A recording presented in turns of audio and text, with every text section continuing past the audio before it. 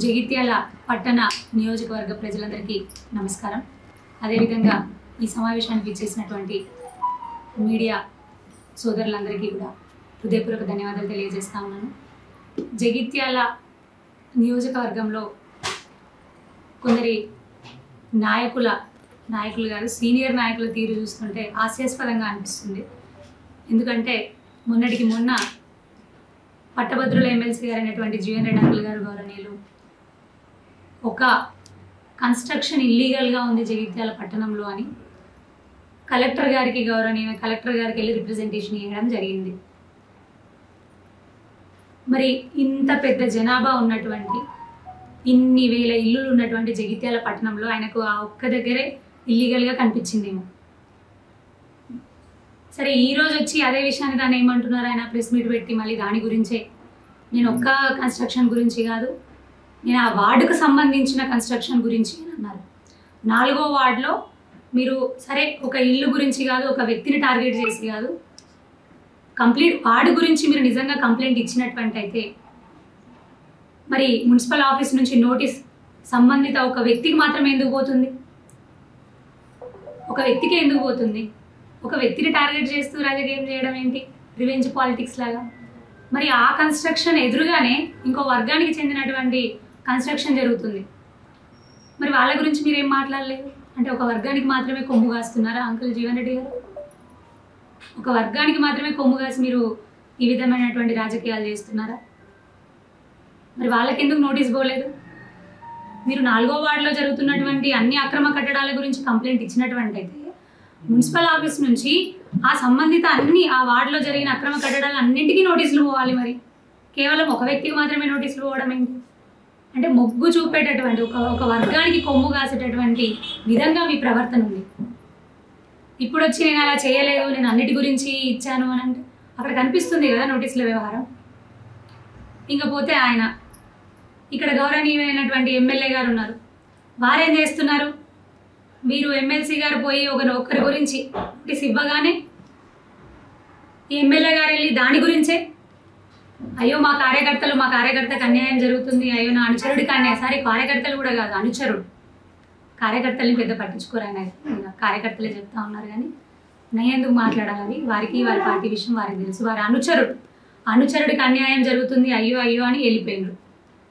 ఏమన్నారు తను, నచ్చితే సక్రమం లేకపోతే అక్రమం.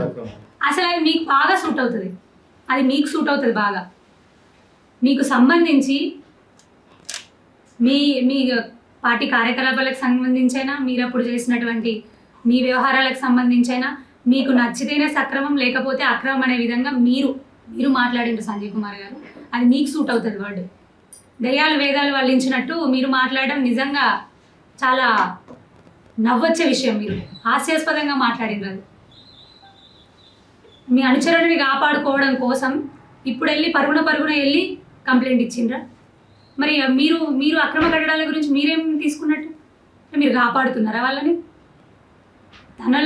తనెళ్ళేమో ఎమ్మెల్సీ జీవన్ రెడ్డి అంకుల్ వెళ్ళేమో కేవలం ఒక వార్డు గురించి మాట్లాడుతున్నా అని ఆయన అంటారు. అంటే మీకు పట్టణం మొత్తం కనిపించలేదా? అక్రమ కట్టడాలు పట్టణం మొత్తం సంబంధం లేదా? రోజు అప్రాక్సిమేట్లీ మున్సిపల్ ఆఫీస్కి ఒక 10 వరకు వస్తాయి, ఈజీగా వస్తాయి కదా. సరే, 10 కాదు, 2-3 వస్తాయి కదా అక్రమ కట్టడాలు జరుగుతున్నాయనో ఇన్వార్డ్ది కంప్లైంట్లు. మరి దాన్ని ఎప్పుడు దేని గురించి ఇన్ని సంవత్సరాల్లో స్పందించని మీరు ఈ 4వ వార్డు గురించి మాత్రమే ఎందుకు స్పందించారు? 4వ వార్డుకి సంబంధించినటువంటి ఒక ఇంటికి మాత్రమే ఎందుకు మున్సిపల్ నుంచి నోటీసులు వెళ్ళినాయి? మిగతా మీకు సంబంధం లేదా? ఇంత సీనియర్ నాయకులు 40 సంవత్సరాల రాజకీయ జీవితం, పట్టణాన్ని అస్తవ్యస్తం చేసి కనీసం 50 రోడ్డు కూడా చేయలేని పరిస్థితి, ఎక్స్టెండ్ చేయలేని పరిస్థితి. దీని ఇట్లా ఇక ఎమ్మెల్యే గారు 20-30 సంవత్సరాల రాజకీయ జీవితం నాది, నిన్ననో మొన్ననో గెలిచినాను మీరు చెప్పుకుంటున్నాను. గెలిచిన రోజులు మీరేం చేసిండ్రు? మాస్టర్ ప్లాన్ తీసుకొచ్చిన, అది తీసుకొచ్చిన, ఇది తీసుకొచ్చిన అని ఇప్పుడు వెళ్ళి అనుచరుల గురించి అంటే మీరు ఆపడానికి వెళ్ళిండ్రా? ఆ అక్రమ కట్టడాన్ని కాపాడడానికి మీరు వెళ్ళిండ్రా? మరి అక్కడ అక్రమ కట్టడాల మీద మీ ధోరణి ఏంటి? మీ స్టాండ్ ఏంటి? ఎమ్మెల్యేలు మాస్టర్ ప్లాన్ తీసుకొచ్చిన, అది తీసుకొచ్చిన, ఇది తీసుకొచ్చిన అని ఇప్పుడు వెళ్ళి అనుచరుల గురించి అంటే మీరు ఆపడానికి వెళ్ళిండ్రా? ఆ అక్రమ కట్టడాన్ని కాపాడడానికి మీరు వెళ్ళిండ్రా? మరి అక్కడ అక్రమ కట్టడాల మీద మీ ధోరణి ఏంటి, మీ స్టాండ్ ఏంటి? ఎమ్మెల్యే గారు సంజయ్ కుమార్ గారు మీరు చెప్పాలి. మీరు వచ్చేదో మాట్లాడుతున్నారు. మీరు ఒక్క ఇల్లు గురించి ఇద్దరు పెద్ద నాయకులు, అది కూడా గౌరవప్రదమైన పోస్ట్లో ఉన్నవారు, నియోజకవర్గంలో పెద్ద పదవులలో ఉన్నవారు, మీరే రిప్రజెంటేషన్లో ఒక ఇల్లు గురించి పట్టుకొని అటు ఇటు తిరుగుతూ దెబ్బలాడుకుంటున్నారు. మొన్న ఎమ్మెల్సీ గారు ఇచ్చిండ్రు, తర్వాత ఎమ్మెల్యే గారు ఇచ్చిండ్రు, తర్వాత ఎమ్మెల్సీ జీవన్ రెడ్డి గారి వాళ్ళ ప్రెస్ మీట్ పెట్టి మరీ దాని గురించి మాట్లాడిండ్రు. అక్కడ పక్కకు పోయి చూస్తే 4,500 డబుల్ బెడ్రూమ్ ఇల్లులు. అన్యాయం అయిపోతుంది. దాదాపుగా 16,000 నుంచి 20,000 జనాభా ఉండే ప్లేస్. ఎవరైనా దాని గురించి పట్టించుకున్నారా? మీ బంధువులే కాంట్రాక్టర్లు ఉన్నారు ఎమ్మెల్యే గారు. ఆ వసతులు సౌలతులు లేక ప్రజలు అల్లాడుతున్నారు. కరెంటు సరిగా లేదు, రోడ్లు సరిగా లేవు, మోర్లు సరిగా లేవు, సెప్టిక్ ట్యాంకులు కాలే, నీళ్లు అతిపెద్ద విషయం. నీళ్లు మున్సిపల్ ట్యాంక్ పోయి నీళ్లు పోస్తేనే లెక్క, లేకపోతే నీళ్లు లేని పరిస్థితి. ఇది నేనన్నది కాదు. మొన్న గురువారం రోజు బోనాలు చేసుకున్నారు పాపం వాళ్ళందరూ కలిసి. పోతే అందరూ మీద పడి ఏడుస్తున్నారు. అమ్మ మా పరిస్థితి దారుణంకి వచ్చింది, మమ్మల్ని ఎవరు పట్టించుకునే పరిస్థితి లేదు, పట్టించుకోండి కొంచెం అని. అప్పుడేదో ఓట్ల కోసం హడావుడిన హుటాహుటిన పనులు కాకుండా ఇచ్చేసిండ్రు, ఓట్లు దండుకున్నారు. ఇప్పుడు వాళ్ళని గాలికి వదిలేసిండ్రు. 16,000 నుంచి 20,000 జనాభా ఉండేటటువంటి ఒక వ్యవస్థ అది. దాని గురించి మాట్లాడరా? దాని గురించి పట్టించుకోరా? దాని మీద మీ స్టాండ్ ఏంటి? ఎమ్మెల్యే గెలిచిండ్రు కదా, మరి దాని గురించి ఒక్కసారైనా మాట్లాడరేంది? అసలు ఇబ్బంది అవుతుందంటే కరెంటు మీటర్లు వచ్చినాయా? ఒకసారి అడగండి వాళ్ళని. కరెంటు మీటర్ల కోసం చెప్పలేటట్టు తిరుగుతున్నారు. వచ్చినాయా? వాళ్ళు ఎక్కడ పోయి ఉండాలి? అక్కడ ఎట్లా పోయి ఉండాలి? దాని గురించి ఆలోచించారు. ఒక్కదాని గురించి మాత్రం కొట్లాడుకుంటారు. ఎమ్మెల్సీ జీవన్ రెడ్డి అంకుల్ మీరు కూడా పోయి చూసి వచ్చిండ్రు కదా, మరి మీరెందుకు మాట్లాడరు? మీ గవర్నమెంటే ఉంది కదా. ఒక్కసారైనా సీఎం రేవంత్ రెడ్డి గారిని దీని గురించి మీరు అడిగినరా? ఒక రిప్రజెంటేషన్ దీని గురించి మీరు ఇచ్చిండ్రా? అక్కడ డబుల్ బెడ్రూమ్ ఇళ్ళ గురించి దాని గురించి ఏం మాట్లాడరేంది, ఏం పట్టించుకోరేంది? వాళ్ళ పరిస్థితి ఏంది? ఇక మరి ఇంకో విషయం, పాఠ్య పుస్తకాల విషయం అందరికీ తెలిసిందే. 24 లక్షల పాఠ్య పుస్తకాలంటే రిటర్న్ తీసుకుంటున్నారంట. అసలు నిజంగా గమ్మత్ అనిపిస్తుంది. పాపం ఉపాధ్యాయులందరూ చదువు ఎప్పుడు మానేసి ఆ పుస్తకాలు చింపుకుంటూ అంటేసుకుంటున్నారు. ముందు మాట చూసుకోలే. ఏమన్నా అంటే పాత సీఎం పేరుంది, అవన్నీ రిటర్న్ తీసుకోండి. 5 కోట్లైనా వృధా అయినా పర్వాలేదు, రిటర్న్ తీసుకోండి. జీవన్ రెడ్డి అంకుల్ ప్రభుత్వ ఖజానా గురించి ఏదో మాట్లాడినట్టున్నారు కదా, మరి రాష్ట్ర ప్రభుత్వ ఖజానా గురించి మీరు ఆలోచించారా? జీవన్ రెడ్డి అంకుల్ దాదాపు 5 కోట్ల రూపాయలు వృధా అవుతున్నాయి. అక్కడ చూడండి, పక్క రాష్ట్రం ఎన్డీఏ కూటమి, సీఎం చంద్రబాబు నాయుడు గారు, ఎన్డీఏ ప్రభుత్వం ఏర్పడింది. సీఎం చంద్రబాబు నాయుడు గారు వచ్చిన తర్వాత నిన్న మొన్న ప్రమాణ స్వీకారం చేసిండ్రు.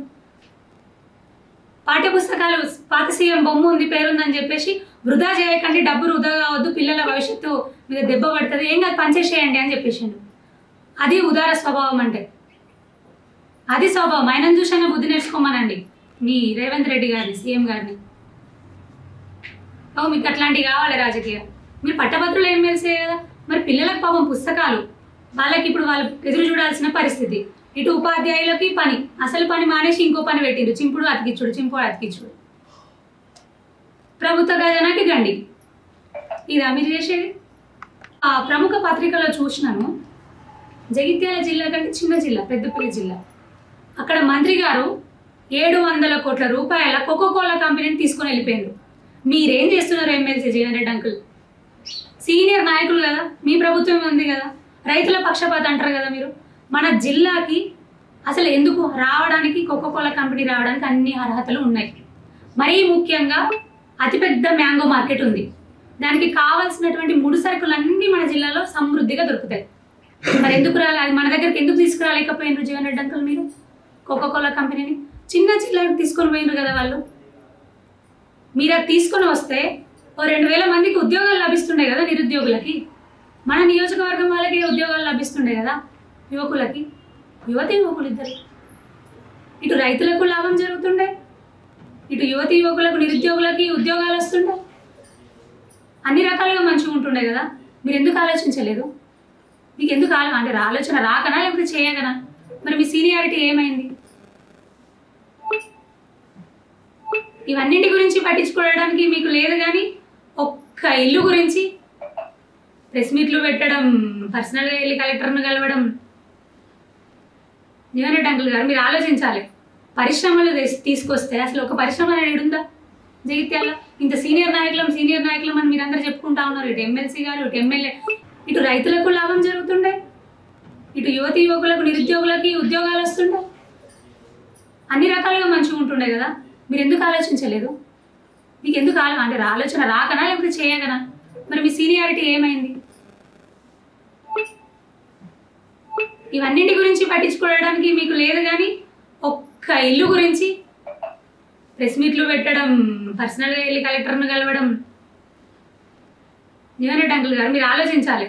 పరిశ్రమలు తీసుకొస్తే అసలు ఒక పరిశ్రమ అనేది ఉందా జగిత్యాల? ఇంత సీనియర్ నాయకులం అని మీరందరూ చెప్పుకుంటా ఉన్నారు. ఇటు ఎమ్మెల్సీ గారు, ఇటు ఎమ్మెల్యే గారు, మీరు మర్చిపోయినట్టున్నారు. మీ ఎలక్షన్ టైంలో మీరు హామీ ఇచ్చుకున్నారు కదా, కోకోకోలా కంపెనీని తీసుకొని వస్తా అని. ఏమైంది మరి? పక్క జిల్లాకు పోయింది. మీరు పోయి అడిగినరా? సీఎం రేవంత్ రెడ్డి గారిని పోయి అడిగినరా? సీఎం గారికి ఒక రిప్రజెంటేషన్ అని ఇచ్చిండ్రా? మాకు ఇక్కడ మా జగిత్యాల జిల్లాకు పెద్ద మ్యాంగో మార్కెట్ ఉంది, మా సవలతులు మంచిగా ఉంటాయి, మాకు కంపెనీ కావాలని ఎప్పుడన్నా అడిగినరా? మీ ఎంతసేపు మీ బిల్లుల కోసం తిరుగుడే, మీ అల్లుడు బిల్లుల కోసం తిరుగుడే సరిపోతుంది. ఇవి పట్టలేదు.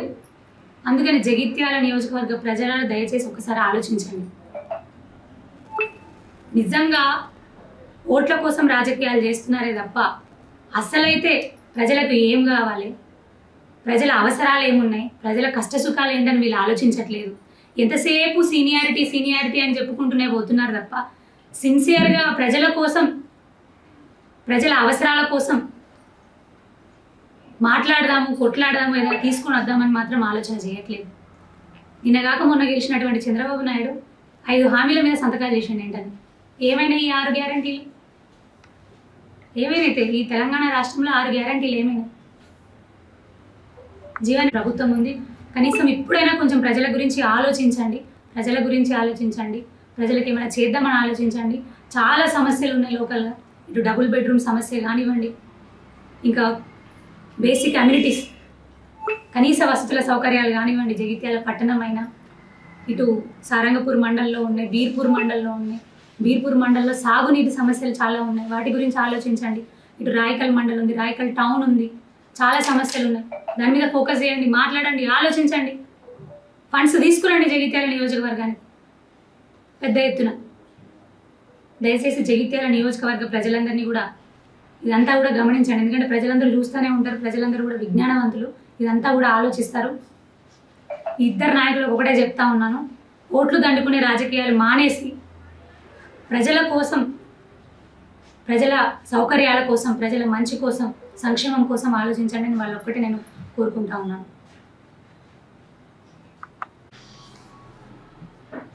అక్రమ కట్టడాలపైన మీరు కూడా ఏమైనా రిప్రజెంటేషన్ ఇచ్చే అవకాశం ఉంది? చెప్తున్నాను కదండి, ఎందుకంటే ఎమ్మెల్యే గారు ఉన్నారు, ఏం తిరుగుతుంటే నార్మల్ ప్రజల, సామాన్య ప్రజానిక పరిస్థితి ఏంటి? ఆ వ్యక్తి ఎన్నిసార్లు తిరగాలన్నట్టు అంటే మరి ఏం చేస్తున్నారు? ఎమ్మెల్యే గారు ఏం చేస్తున్నారు? కాంగ్రెస్ ప్రభుత్వం అధికారంలో ఉండే ఎమ్మెల్సీ గారు ఏం చేస్తున్నారు? వారే ఒక వ్యక్తి గురించి రిప్రజెంటేషన్ పట్టుకొని తిరుగుతున్నారంటే మరి ఏమవుతుంది? పరిస్థితి ఎక్కడికి వచ్చింది? తప్పకుండా, ఎందుకంటే అక్రమ కట్టడాలను సహించేది లేదు. ఇమీడియట్గా నేను కూడా చెప్తున్నాను, అధికారులను, కలెక్టర్ గారిని కూడా మీ అందరి పక్షాన, మీ అందరి ముఖంగా నేను అడుగుతున్నాను కదా, పత్రికా ముఖంగా, మీడియా ముఖంగా నేను అడుగుతున్నాను. కలెక్టర్ గారికి ఒకటే నేను విన్నవించుకుంటున్నాను, దయచేసి అక్రమ కట్టడాలు ఏ ఉన్నా కూడా సహించకండి. అందరికీ సమన్యాయం కావాలి. నేను అడిగేది ఒకటే, అందరికీ సమన్యాయం కావాలి. అక్రమ కట్టడాలు ఎన్నున్నా కూడా ఇమీడియట్గా అందరికీ నోటీసులు ఇవ్వండి, యాక్షన్ తీసుకోండి. కానీ కేవలం ఒక వర్గాన్ని మాత్రం దృష్టిలో ఉంచుకొని చేయకండి అని నేను మీడియా ముఖంగా కలెక్టర్ గారిని కోరుతా ఉన్నాను.